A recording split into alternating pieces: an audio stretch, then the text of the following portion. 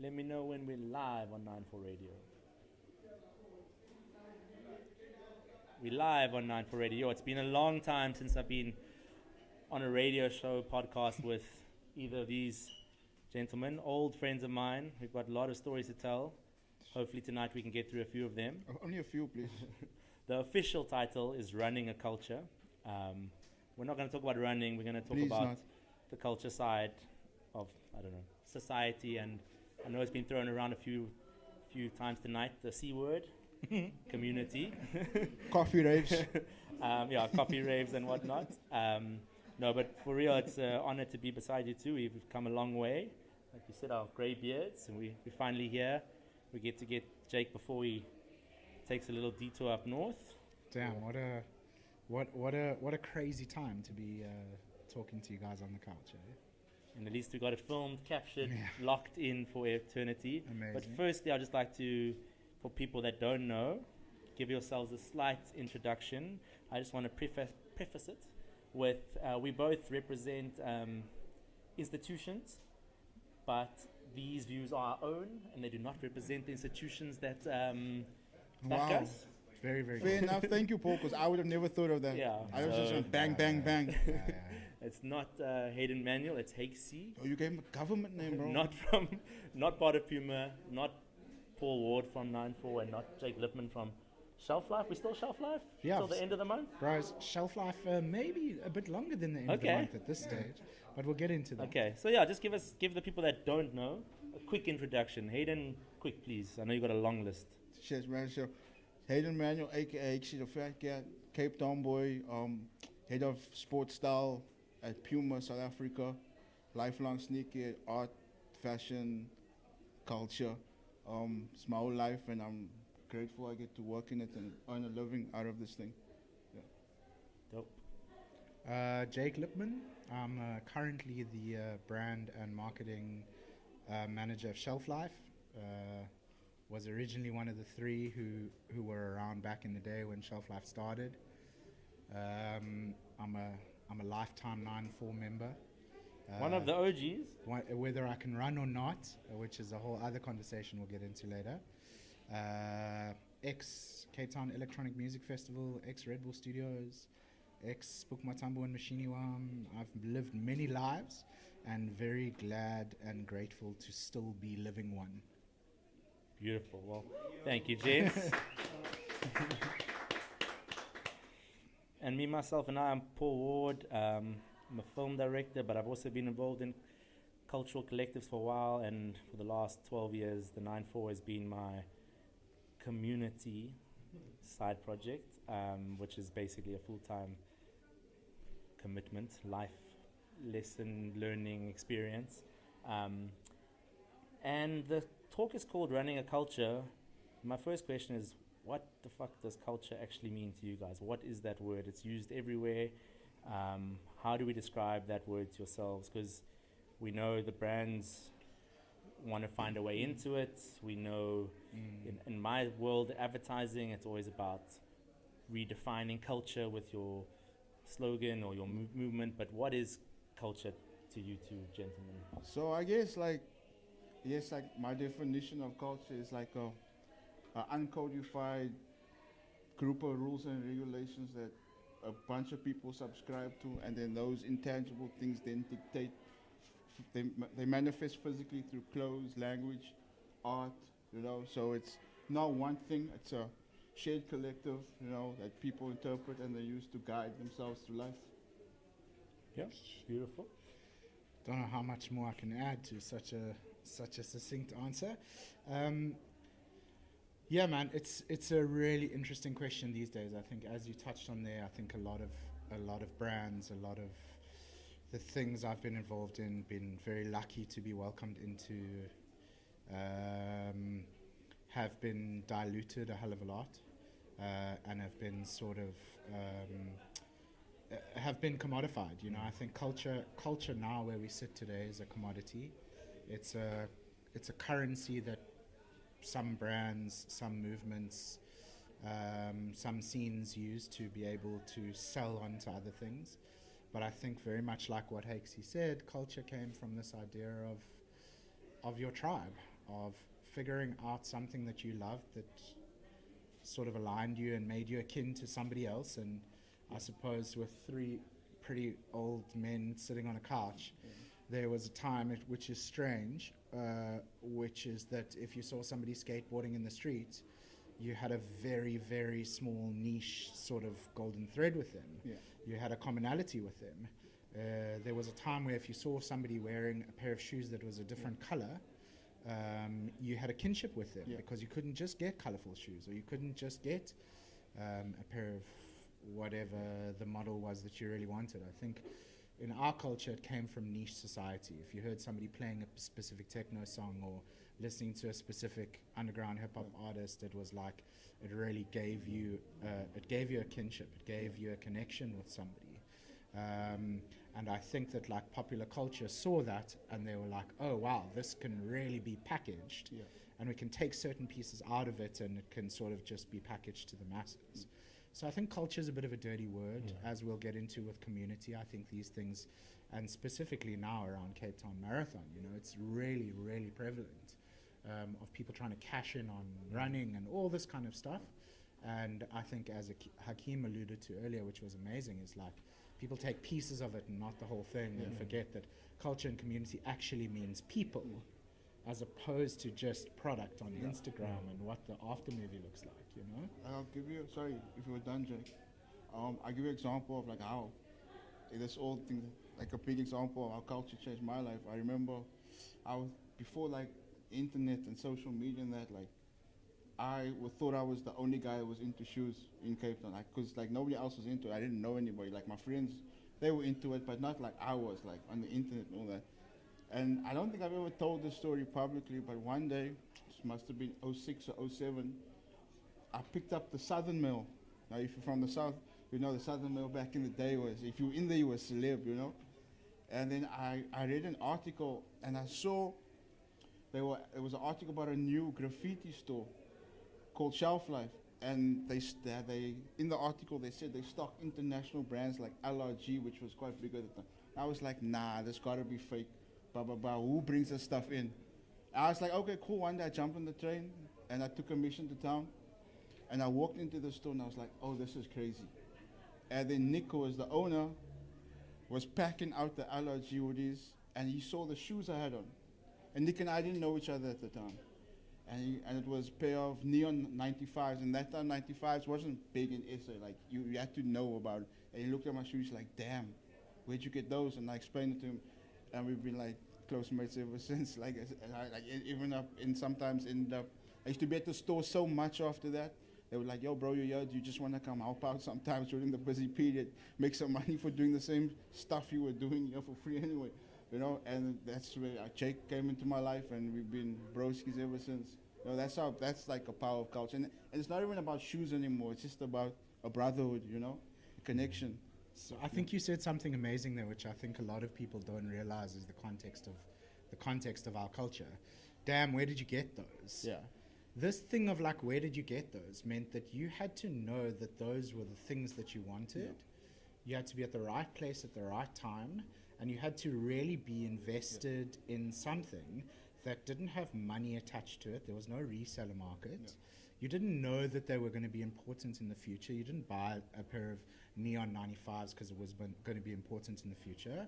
You bought it because it was important in the past and it meant something to you, and it was a beautiful pair of shoes. But I think this idea of like, where did you get those, transcends from shoes to like, you know, this thing of, and we'll get to it. I hope we get to it, of like, for the last couple of years, and again, I'm going to say this a couple of times as well, like sometimes I sound like a broken record on these podcasts, but like effort-based things now seem like what is the time in music, in hip-hop, in techno, and whatever it was, where you couldn't just go on Beatport and download the top 100 and then go and DJ on a controller and press the sync button. And there was a time where you actually had to be effort-based. Like you had to hunt, you had to buy records, you had to spend money you didn't have in places that were dodgy to get a specific thing that you were buying because you knew people would resonate with it, but you really were buying it because it was dope. And I think that's the thing of like why run clubs have become such a big thing, is like it's amazing to do the stuff, but at the end of it, you have this like moment of like, shit, now I've got to put my body through hell. Now I've got to do months of training before the after party and the thing and all that kind of stuff. It sort of harkens back to this time of, damn, where did you get those, Hakesy? Like, you must have stood in a queue, boy. You must have spent money that you didn't have. You must have Robbed known the somebody, thing to like, get, or rob some, or whatever Well, it was. I mean, that's a lot of good points mentioned there, but something that came to my mind that I forgot about. Firstly, the shelf life, the OG store obviously had big impacts in your origin stories.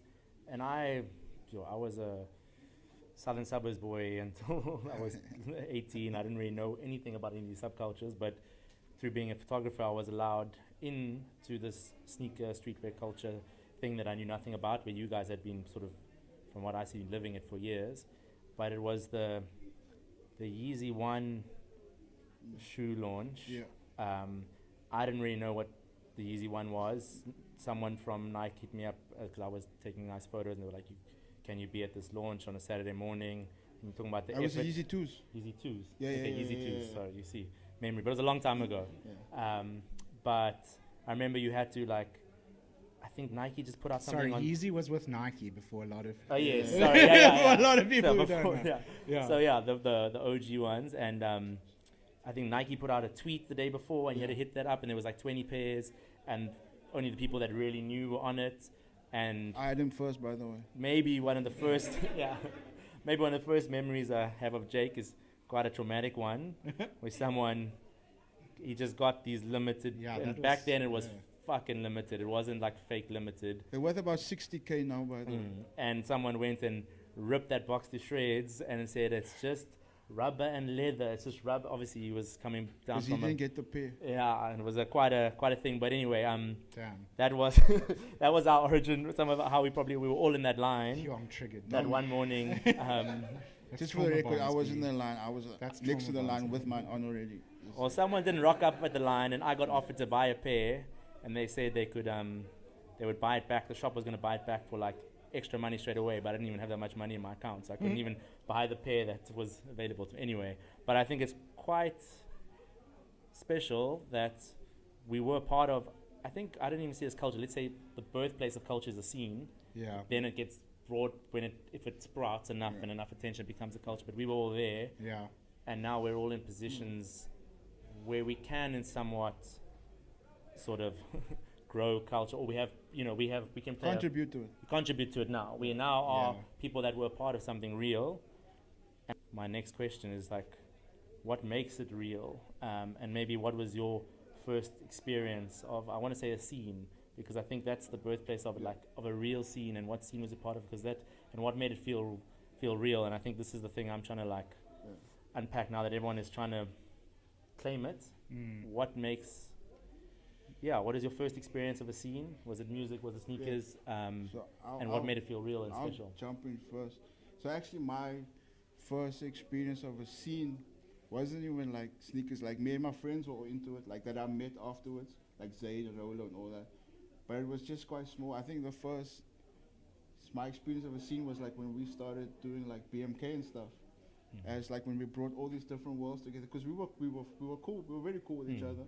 But then we Instant became Grass friends. Boys. Exactly. You shouted that out just now. Yeah. Sure. You know.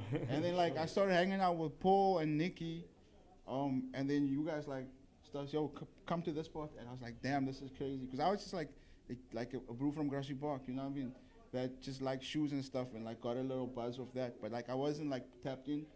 And then like when I started hanging with you guys, like it's like Paul mentioned with his photography, like I just go with him to parties, like just go with me. And I was like, okay, cool. So I don't know where I'm going, but like, and then But started likewise, mixing, you were like, yeah. there's this thing in Joburg you want to come Exactly. with, bring your camera. Exactly, Yeah. and that's how we started. I think like also like hanging out at Shelf Life all the time, like when all like everybody with all the DJs would come through, like when that time dubstep was still was like buzzing, like Jake would throw, Jake, there's a good C word, collab. Damn. Yeah, Jake used to throw these parties at this like I wouldn't say a loft, but it was like a It was an office space. office space, and Sundays we would every second Sunday, right? It was straight up an office space. Yeah, It every was an second office space, Sunday. not it was like a couch like Yeah. this, and that was it. one couch, like 60, 70 people in the one couch, you know. DJs crazy. come through there, and it was just that was like I guess my first scene, you know, and then Yeah. making the connections, going to like Fiction, Assembly, rest in peace, oh crazy, Damn. and just like that was my like hanging out with you. It found like such a special time, I think, for all of Yeah. us. It's, Yeah. I don't just think Yeah. about that. And Yeah, man, it's a really tricky question. I think like it's tricky because I want to answer diplomatically, because like, is it my own personal experience of a scene and a culture? I think for me, I was always like, again, like a broken record. I gravitated always left of center, and left of center always felt much more romantic and a lot safer to me, and has always been a big theme in my life. This idea of left of center, left field, off the beaten path. So this idea of other, which I've spoken about on other podcasts as well, it was much safer because it wasn't like this you wanted to be the best. The minute you're striving to be the best, it's like a zero-sum game. You're the best for such a fleeting moment, and then you're trying to constantly chase that high. And that's like, the thing with, sorry Jake to cut you, just to tap on what you're saying, I'll like kill culture. you, bro. that's why I'm in the middle. Dog, I am on a generational run here. So, just so you know, this is a normal conversation between Jake and me. Yeah. Go for it, bro. Thank you, Hake. I'll allow it.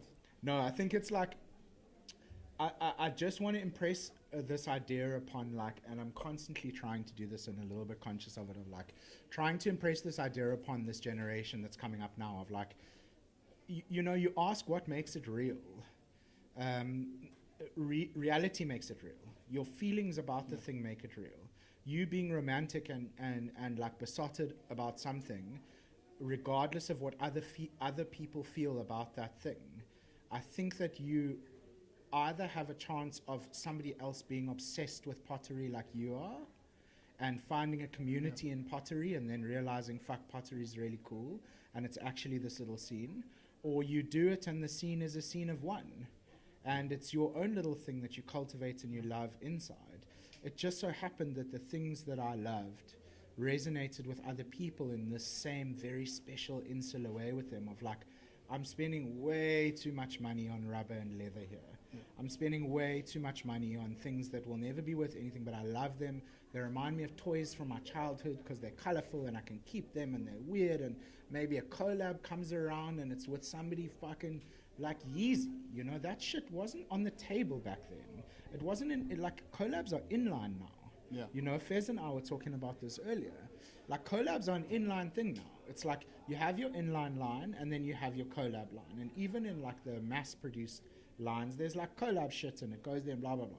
Anyway, the point being is like, when that shit had started to like cross over and become like, what do you mean the music person is doing the collab with the shoe? That doesn't work together. Why is that happening? And like, you know, I got to shout out Nike from that perspective of like, that shit was happening with them before it was like they were doing Dinosaur Jr. SB Dunks and like Mork and Mindy SB Dunks. They were like, shit, there's a lot of people who love and grew up on Mork and Mindy or on the band Dinosaur Jr. or on MF Doom or on NERD, and fuck, this might actually resonate with them. And that to me was a scene. That to me was a thing of like, shit, I love to rap. I'm this weird white guy in rap. Other people also love to rap, and they don't really care about where I fit in politically or racially, or all they cared about was like, damn, you like the same weird kind of Aesop Rock or fucking Cloud Dead or Cannibal Ox that I love. And then it was the same with technos, like, damn, you like the same kind of Model 500, John Atkins, like deep weird tech, damn, you like the same kind of shoes that I like, damn, you like, and it was that thing of like, it's just real. We weren't doing it because it was going to be cool. I think you both did very much the same things. Paul, you got obsessed with photography, nightlife photography, way before you thought it was going to be anything, or you could go to a brand and sell your photos or any of that kind of shit. It was just like, there's something amazing going on here. the people I've loved through my life have documented their scenes, and so I want to talk about my scene. Same as Hake. Like, shit, I love these things. I love where I'm from. I bring a different perspective. I love these shoes. I have an interesting viewpoint. Shit, there's other people who have that same interesting viewpoint, you know? And I hope we get to, like, what's in the future in this conversation, because I think, like, we've grappled for a lot of years of, like, what's next. Fuck, if I have to see another collab shoe, like, I'm done. And I'm wearing collab shoes that I love, and I I'm glad you had the I love part. and I did whatever I could to get my hands on them, blah, blah, blah.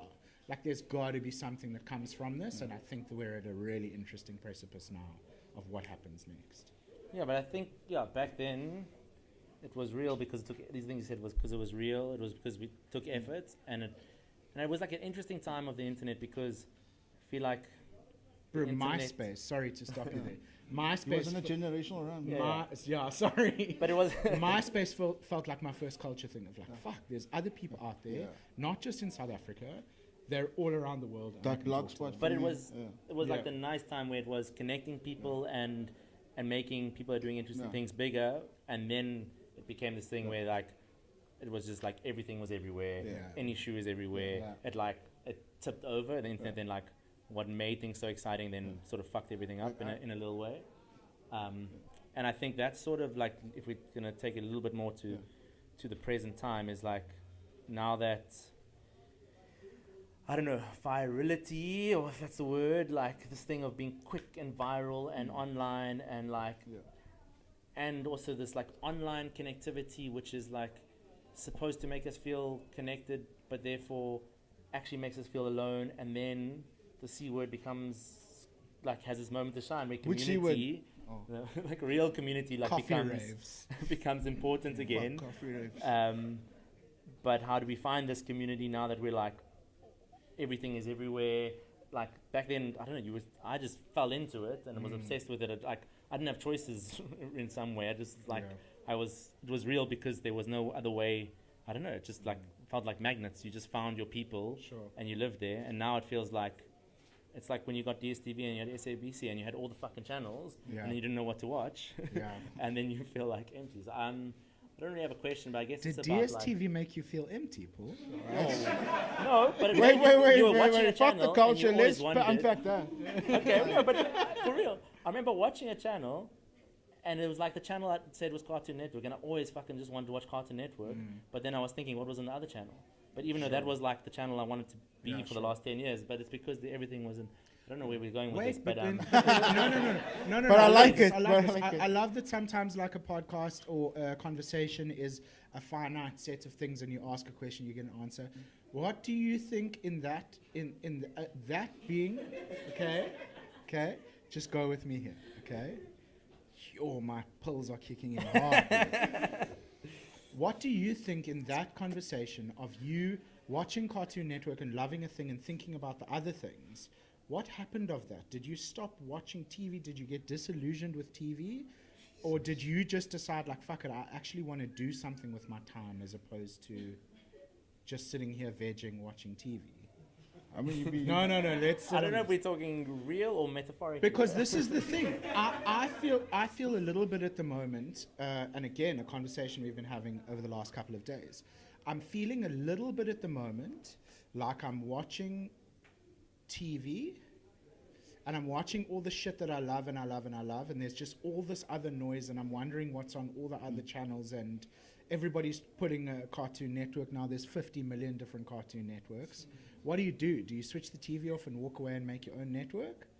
Or do you go and do I don't know. Like, I guess the same as you. I don't really know. Same as me. The same as you. I don't really know what the answer is right now. But I think it's this. This is what makes something different. Like, some people are out there to put numbers on the board. There's running crews in town this weekend. I'm sorry to keep bringing it back to running. We didn't want to talk about running. But I think it's just very prevalent right now because we've been doing this running thing for a while, and we've been preaching the idea of like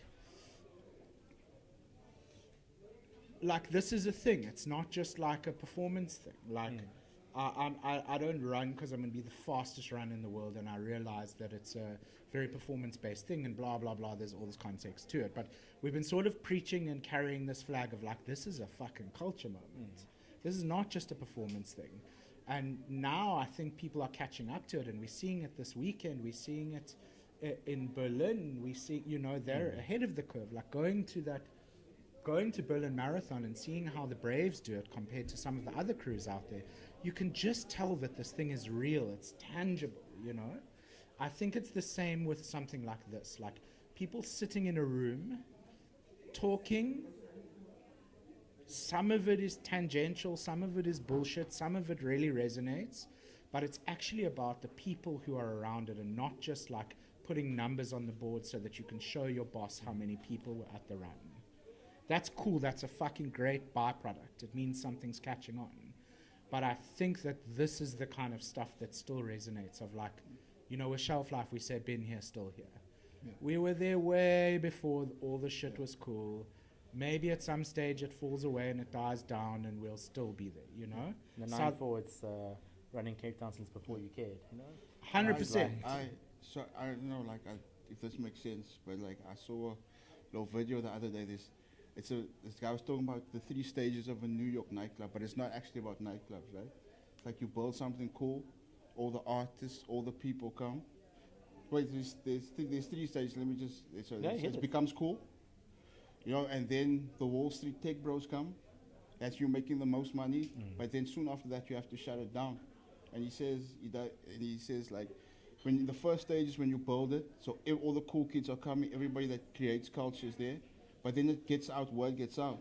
And all the people with money that can spend money on the culture come. But when the people with the money come, the people that made it cool get priced out. And while the money's coming, the people that are spending it go, look, but where's the cool people? And now you have to shut it down. Such a weird thing, eh? It's crazy. Yeah, that it's is life. cycle, That's the cycle of life. We've seen it with Assembly, we've seen it with exactly.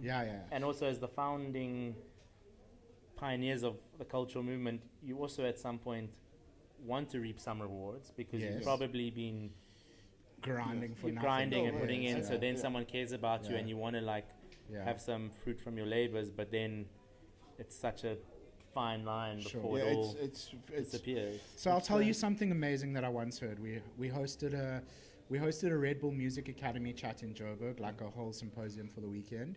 And an amazing producer, like proponent of nightlife culture, like an OG, incredible DJ called Francois K was there. And I forget the party, I'll butcher the party. He used to throw these legendary parties way back in the day. And one of the things that he did, which has always sort of been a thing that's stuck with me and a story I tell and a sort of precept for my life, is like what they did was they threw their parties. So first of all, they went to a venue and they paid the full venue fee up front. And they also, they paid the full venue fee up front. And they said to the venue owners, now shut the fuck up and let us do what we want. Yeah. We're not doing a door deal. You're not taking any risk here. Yeah. We're not doing a bar split. You take the bar. They paid them full venue fee up front, which meant like, now shut the fuck up. We've got the freedom to book whoever we want. We don't have to book the crowd pullers, all this kind of stuff. Then what they did was they threw the party on a Monday night because they knew that all the tech bros would be out on the weekend and they'd be absolutely rinsed and they'd need to go to work on Monday and their whole party cycle had finished. And really the people who wanted to be there would come on the Monday night. Nice. And it was this amazing shift of thinking of like, fuck, how do we, and maybe not maybe, the whole life cycle did happen with them. And some people got really rich and some people didn't. But what did happen was that they almost hard baked this idea of like effort into the thing, which is why we did collab on a Sunday.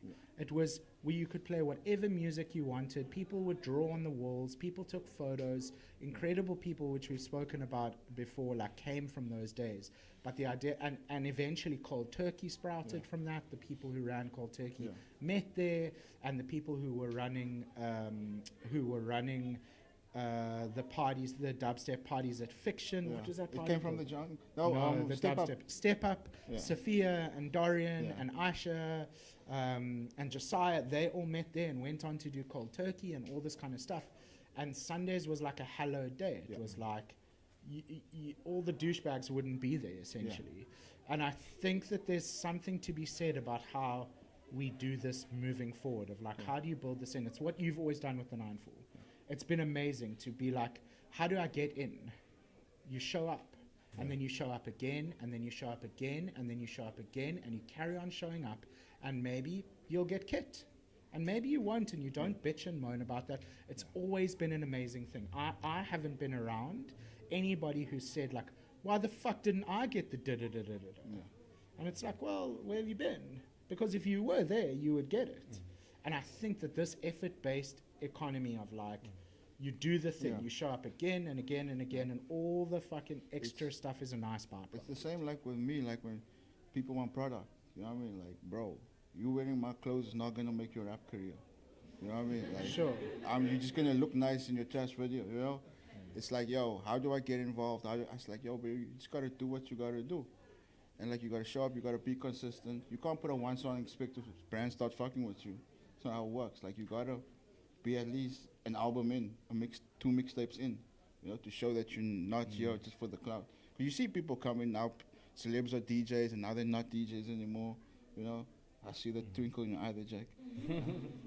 But I think, yeah, this effort thing, this real in this fake world thing, I think that is, I mean, I've never thought about this deeply, but, and with the 9, I mean, it's been a fundamental pillar of the 9-4 from the beginning, Yeah. but the reasoning was more that, especially in Cape Town, some people have more resources than others in terms of whatever finances and stuff, but everyone has effort and energy, and it's like, so it was just a way that we all have this currency. Our wallets are all full in that, and if you show up, that only attracts a certain type of person that wants to give, and and if you want to give, then you're going to help build this thing, and then you are part of this thing where you can't like leech it, you can't buy it, you just Exactly. and you're building it. You're a brick in the building, you know. And You're can not. see it. You can see it. Like if you put all the run crews next to each other, you don't have to, without the description of words, you can tell. You're just different. You know what I mean? I think Hakim mentioned it. What I told him the other day is that like some crews obviously way bigger than us, but then the cheer zone is they've got 5% of their members at the cheer zone. Yeah, where we sure. have, I know we have more members at the cheer zone than we actually have. Like people come just to support us, even though Sure. I think it's just that thing. Yeah. But I think I have an answer for your TV channel question. And I think it's Bated breath. Paul. This better be good, bro. I think when you get over this like thing of changing the channel and being scared of what channel to be on and you're missing something else, maybe you turn the TV off and you go outside again and play with your friends that you originally did, and you start doing something that's real, you know. So I think that is the answer to what we're all talking about here. I mean, how you do that in 2025. It's called as- PVR. Yeah? PVR. PVR, yeah, exactly. But I'm interested, Hayden, like from, I mean, I guess both of you guys are in very powerful positions in your everyday work lives in terms of investing in culture and actually making real change, because the same with the 9-4, before we had someone that believed in us from a brand's perspective, we could only make so much impact. It is really important when you have a relationship that gives you resources to make an impact. And from your perspective, like, how does a brand do it the right way and not the wrong way? Because I see a lot of brands It's a good jumping on and buying it. I'll tell you this, like, the thing is, like a lot of brands and agencies, like, try and pretend or, like, play the card for the culture. Like, I'll be honest with you, like, I work for a capitalist organization, right? You here to help me make money. And that's okay. Wait, what? Huh? Like, as a, taking the piss. No, Sorry, joking. So I always say that. I say it's like, yo, we're a capitalist organization. I'll go. If I don't sell shoes, I don't have a job, right? Facts. But I have resources that I can exchange for this cultural thing that can I think the key is to work with people in the culture that know how to move a culture forward. So if I'm gonna give you money and resources and product and access, that's my way of contributing back to the culture. It's taking someone to Seoul DXB. It's taking young kids to Paris Fashion Week. It's giving cash for your music video, not just for your paid posts. Like yes, wear my shoes in your video. Yeah, I'll pay for your video. And I think that's a fair exchange. And I think because you take a lot of responsibility, a lot of pressure off people, artists, and especially independent artists, with your resources. And I think that goes a long way. It's not like a deep answer or like there's this deep thought into it. It's just like, you got what my money can't buy, and you need things that my money can buy. So let's come to a middle ground. But both of your brands get it right, and it's because of you two come from that line outside the Easy to launch. That's the part you can't go to school for. It's like, and it's like, because I was one of those kids at some point. How it used to be us running around, fucking begging people to give us hire us things at discount price. We're counting coins out of our pocket. You know what it's like, And I think where a lot of actually most brands get it wrong is that the people in those positions aren't from the world. You know what I'm saying? It's like Dapper Dan in an interview, he said, "You can't be in it if you're not of it." So I walked the journey. I've been there. I've been like this broke kid just trying to hustle for some shoes, and now I'm work for a brand. So I understand what people are going through. I think that's the difference between us and other brands, But it's so nice when real people are in positions to make these decisions. I mean, if we're going to talk real and what's happening in Cape Town this weekend, it's like, we're trying to be politically correct, but the Nike brand that we all, I think we all love that brand. I mean, I'm obviously like Puma Boy, but we love what that brand does globally and what they've done like this weekend by, coming to Cape Town and just like spending money with there's nothing real there. It's just like money and it's flashy and it attracts a certain amount of people, but it's this holy grail brand that probably in the world can make the most impact on culture and probably has. And then it's like so disappointing that in Cape Town, whoever's behind that have just chosen to do like the easy route by just spending money and being, makes me like quite angry, not because I'm with another brand, but because that brand can actually like really make a massive impact. I'm not answering that culture. question. No, there's no question, but I'm just like, so it's just interesting how you guys do it right, and I feel like some people just don't get it right, and it's... Look, dude, I think there's something really interesting there. It's difficult for me to answer because I'm in a really, really lucky position with Shelf Life, in that I think that we absolutely strive. We're owned by a massive corporate company now. We've been owned by that massive corporate company. It's been sold to other corporate companies, and we're in an incredibly lucky position in that I don't think that we've lost our soul. I think that... Which is almost a miracle. It's an absolute miracle, but it's also very hard to do, though. It's also by design. It's that the people who run the company are completely above board of the fact, like Hake is saying, that like... Again, I'm an analogies guy. I give a fuckload of analogies much to the, I can't believe I'm going to use this word. I didn't expect to. Chagrin. Much to the chagrin of my suffering fiance, I use a lot of analogies. But like, so we were having this we're having this conversation today.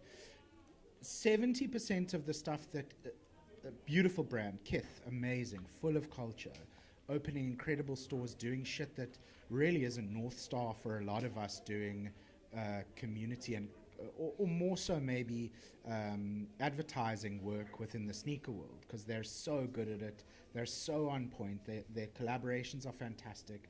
They've got amazing breadth of collaborative work, and they do it in a way which to the outside world looks pretty uncompromising, 70% of what Kith sells is a white or a black T-shirt with the word Kith on it. 70% of their sell-through. And what one has to do is that you have to build this incredible brand that is inaccessible to the large extent, just so that somebody wants to buy a T-shirt that says the word kith on it. It doesn't say myth, it doesn't say wish, it doesn't say, it's just a word that's made up.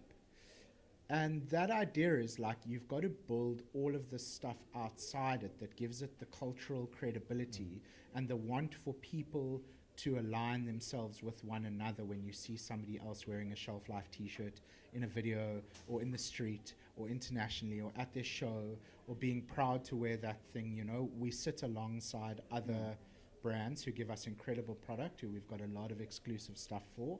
And it's a cultural custodian. It's like a pinnacle brand that people are proud of, which is incredible. But I think that it's, you know, your Nike question is very, very interesting, because we're sitting on a podcast talking about it, saying the word over and over again, talking about that they haven't necessarily, to our opinion, done it properly, and maybe it lacks soul, and maybe it lacks a little bit of, like, you know, they're not really reading the room. But the truth is that there's a billboard down the road that I know about that's red, that I can see, that says "Run" with a Nike swoosh underneath, and they hired a spot two blocks away that has a massive big red facade that says "Run" with a swoosh underneath. And as much as we want to talk about culture and community, at the end of the day, it boils down to sales.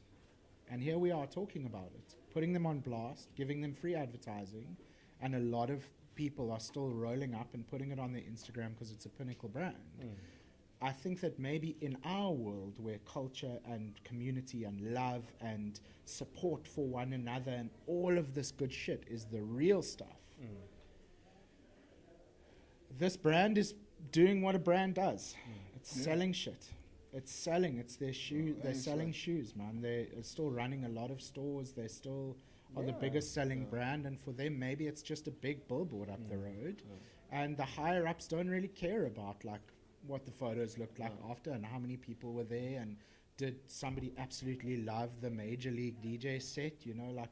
For us, did it improve? They don't care if it improved culture or not. They don't care if it improved culture or not. Like, the Major League guys are great fucking DJs playing great music and have shit gigs and great gigs and money gigs and passion gigs and all that kind of stuff. Nobody at the top of that stream is going, how was that gig? They're going like, cool. We got that done. We got that done. That's amazing.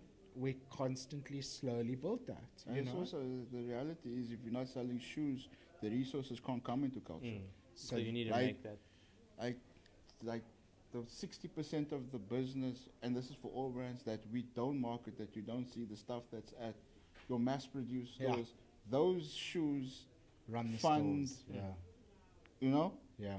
And that's the reality of it, you know? So, it's like you always, like you said once, bro, you gotta do what you gotta do in order to do what you wanna do, you know? I say that? So hold One time you Sounds said good. So hold on. Hell. Maybe this is the time to say this, is like,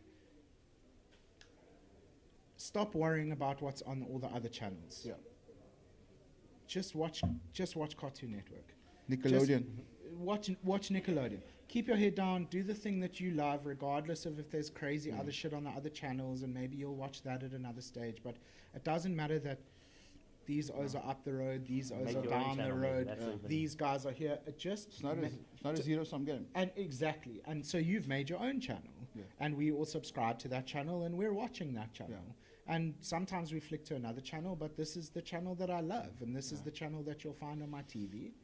And there'll always be other channels, and regardless of that, wow, I'm talking a lot about And sometimes, and if we, and sometimes you just gotta watch another channel to remind you why you love this channel. You Okay. BSTV, the biggest plug in this fucking 100%. know? Actually, They pay for it's Canal Plus, bro. but I guess what I'm saying is, like, just fucking do your thing. Just do your just thing. fucking That's believe, all bro. love. that's what we do. And Yeah. I mean, Just fucking believe, Paul. This is having bigger questions, but let's take the brand hats off for a second and let's go as individuals. Oh, And shit. we only have a Getting to short muddy time, waters short here, time bro. left, but let's talk about the future of all these C words and where do we think it's going. I mean, I'm talking mainly community, culture, because we've discussed how we grew up in a special place or special time, I think, in Cape Town that forged real community, and we still here. The internet maybe fucked it up and and made it all sort of too easily accessible and then unreal. And now, what do we think, or what do we hope for in the next 10 years when, I don't know, we're not on this couch and there's other people on the couch? What is our, not as Shelf Life 9 for Puma, just as humans? I don't actually know the answers. I'm hoping you guys can answer first, and I'll think about something. I have all the answers, man. What do we think the future of these? He's got my answers too. Because if we're talking about that club cycle, it feels like Yeah. it's bursting. This thing is bursting now, which is going to open opportunity for something else to grow, smaller and more interesting. Where do we think the future of culture and community is going? Jake, I'll need to think about this. Yeah, I think it's a really difficult question to answer. Where do you hope it's going? I hope that I'm able to still be sustainable in a space where volume is not the driver. Where the amount, we've already seen it on things like Instagram. I think the amount of likes is less important than the amount of engagement. And I think that the quality of that engagement is more important than both of those things, right? Or the quality of positive engagement, or at least of important engagement, of like the fact that there's conversation going on that isn't, that is actually shows that people are invested. And I think that what's happened is that popular culture, or let's say commercial culture rather, has turned these little niche things that we've loved into a numbers game. Yes. How many people were on the dance floor? Yeah. How many people liked the post? How many people were at the shakeout run? As opposed to like, fuck, that's amazing. It's an incredible byproduct. You guys have an insane amount of people coming to your shakeout run tomorrow. But, and this is something a friend of mine, a partner of mine, somebody who I value a lot once said to me, like, he was an incredible underground DJ, and he got booked to play at Tomorrowland or one of these festivals, at a time where everybody was like, geez, dude, this is selling out. And he was like, I'm not going there to play any music that's any different to what I would play at any other underground festival, or at any underground club. If people buy into that, that's fantastic. But I'm going to stay true to myself. And I'm hoping that's one of the things that starts to happen again in Cape Town. I really hope that experimental clubs start to open again, where people can fuck up and make mistakes and learn to DJ in front of other people and have incredible emotional moments. I'm really hoping that other sports come around where community is a great thing, and it doesn't matter if it's on the gram or not on the gram or whatever the fuck happens. I hope that I can continue to exist sustainably in a space where volume is not the driving factor, where substance is the driving factor. It's like, I see something always pops up on my explore page where it says, quit trying to fucking monetize your hobby, just go enjoy it, and I think we live in a time where everybody wants to be a DJ but nobody wants to dance, so I hope over time people, like similar to what Jay said, people just being a bit more present and mindful of life and how beautiful it is, and there are a lot of things to go, you touch some fucking grass, I mean, I just want to say at this stage, shout out to my sponsors, DSTV. You're forgetting one. You're forgetting one. But yeah, Paul, you answer the question, please. What is your answer, Paul? Yes, Paul. I think I have an answer. I think, and it's definitely the same as yours, a different derivative of it, but I hope it's people first. And I think, like, because that talks about everything. That's the real, when everything is changing, there's AI, like, there's all this other thing. Oh, you didn't talk about AI. Yeah, thank goodness. But I think when, like, the whole online, the whole fake, the whole is, like, that bubble bursts, I hope that the real, and I think what's the only thing we know that is real is people.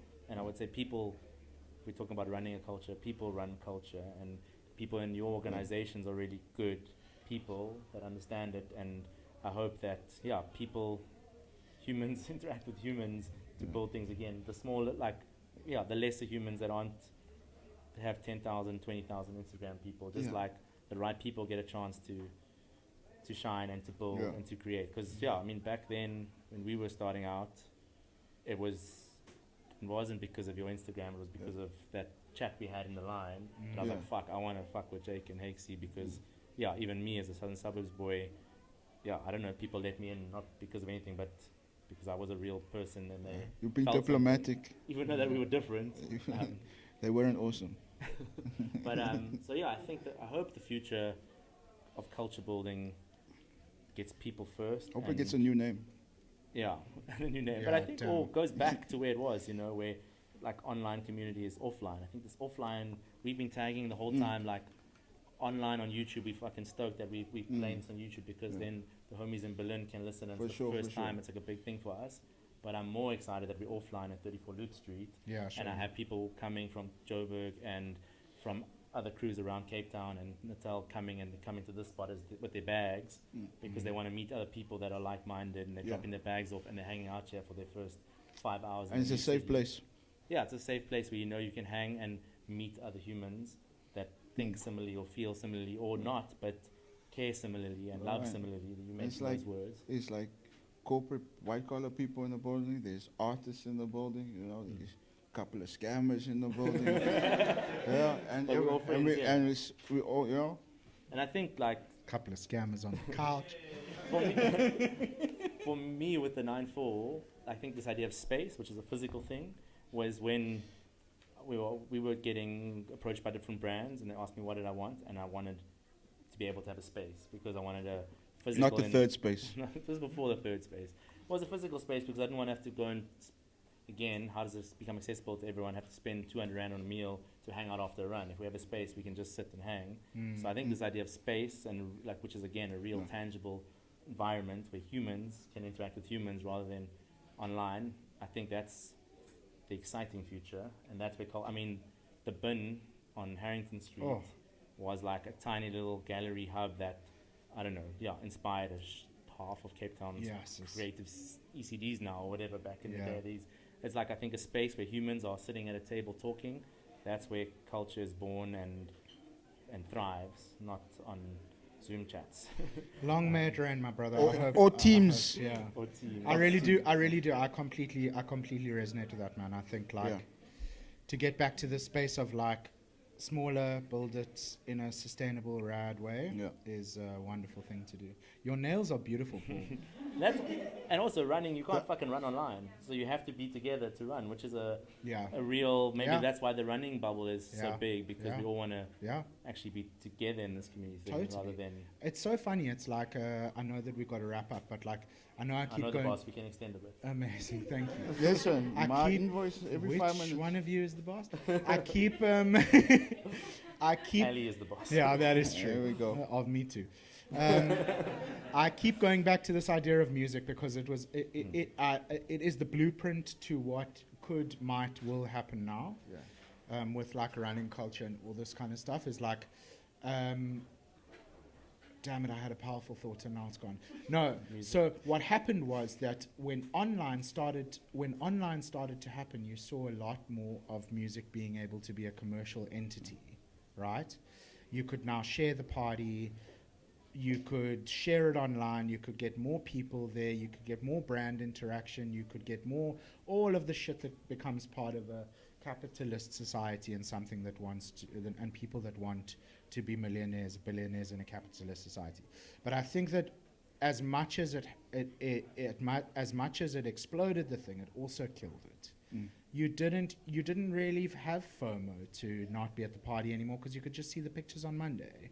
You didn't really, and now we're at a stage where kids aren't really doing drugs, they're not really losing themselves at parties, they're not really, because not only is it not a safe environment, you've also got cell phones there. You've also got like all of your mistakes or all of your things going up on fucking Instagram or on TikTok or wherever it's going.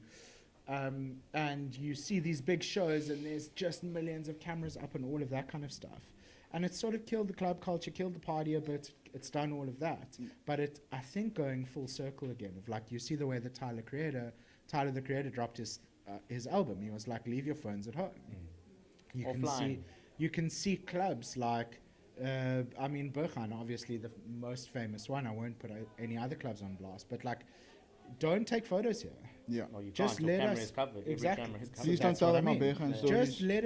Just let it go. Just be here Yeah. for a little bit, experience this, and then live the rest of your life on camera. And it's Yeah. like, it's ironic because we're doing a live stream in a room with people and on YouTube and all that shit, and it lets other people know. But I hope that this story will be taken away and go, okay, cool. Like the rest of our lives not live streamed for the rest of the time, and maybe Instagram will die tomorrow, and then what the fuck are you gonna do? Just like as the good brother Rolo Rose says, who are you when the Wi-Fi is off? Damn, did he say that? Every time. He said, bro. "Who are you when the Wi-Fi's off?" Yeah. Yeah, Wow, or maybe when your that daughter runs is out. When your my daughter's up. mantra Yeah. right now. Boss. But I think- Connection, man. Connection. Any final thoughts, Hakesy? Are we good? Oh, Or is You gotta the- direct you're me, gonna bro. finish with the Rolo line. for I'm you gonna with leave the it sh- at that. Who are you when the Wi-Fi? Who are you when the Wi-Fi is I off? think we leave beloved? that with everybody, but the Wi-Fi is still on, thankfully, so hopefully listening on YouTube, catch us. But yeah, I just want to say thank you. I think with the two gentlemen beside me, if you guys are a part of cultural building brands or institutions or communities, the future is bright. Yeah.